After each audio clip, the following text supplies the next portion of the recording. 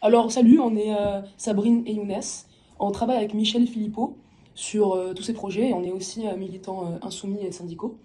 Et donc, on a eu une journée à l'Assemblée nationale pour présenter le projet porté par Michel, qui est un projet bois terre paille, c'est-à-dire sur des constructions biosourcées et responsables qui produisent pas énormément de CO2 et qui sont écologiques.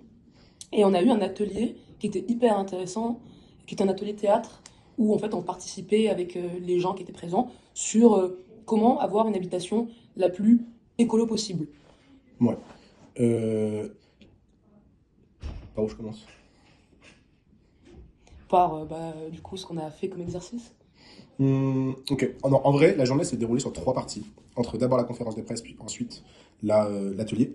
L'atelier était assez intéressant parce qu'en vrai, ça te permettait de comprendre l'entièreté du processus de construction d'une habitation et les méthodes de construction qui sont aujourd'hui le béton et le polystyrène par exemple pour Pour l'isolation. l'isolation, ouais. Voilà. Et puis on nous a présenté évidemment la construction en bois terre paille qui, tu vas le dire, est coûteuse au tout Au départ, tout mais qui est départ. un réel investissement sur le long terme, puisqu'il permet de résister aux intempéries, permet de résister à tous les effets du changement climatique, puisque le bois terre paille est recyclable à l'infini, peu importe la catastrophe. Et surtout aussi au long terme, par exemple, on a vu qu'une construction en terre, en fait, c'était un investissement long terme parce que ça nous permettait aussi de faire des économies sur le chauffage, parce que beaucoup plus isolant que le béton, par exemple, qui s'humidifie et qui ne garde pas la chaleur et qui ne garde pas la fraîcheur non plus. Alors qu'avec la terre, bah, pas besoin d'acheter de clim et pas besoin non plus d'avoir un isolant hyper puissant. Mm. Après, on a vu le cas de la paille comme isolant pour que ce soit pour les constructions en béton, en terre ou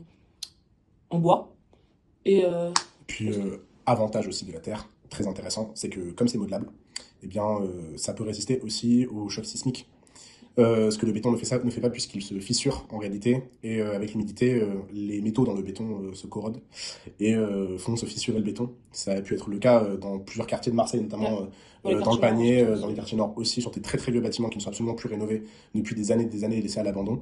Eh bien, on met en danger des dizaines de milliers de personnes dans ces bâtiments-là.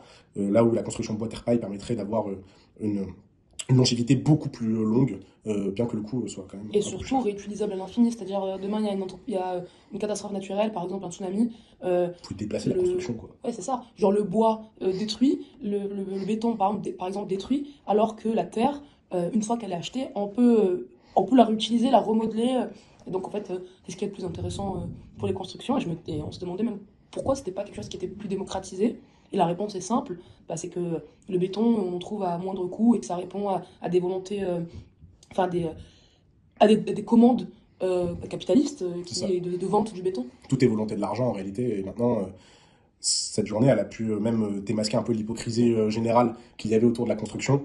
Et le fait notamment que ces constructions-là, en bois terre paille, étaient en réalité ancestrales à l'époque où on essayait de construire par les besoins plutôt que de réfléchir avec des logiques de rentabilité et Bah, par exemple, dans de. les pays dits du Sud, on voit que Ouais, c'est quelque chose qui est hyper c'est quelque utilisé. chose qui est Au déjà fait, Maghreb, quoi. par exemple, Vous avez des énormément. éco-villages Ouais. qui sont complètement construits en bois terre paille, qui sont au Maroc, en Algérie ou en Tunisie, donc même au Mali.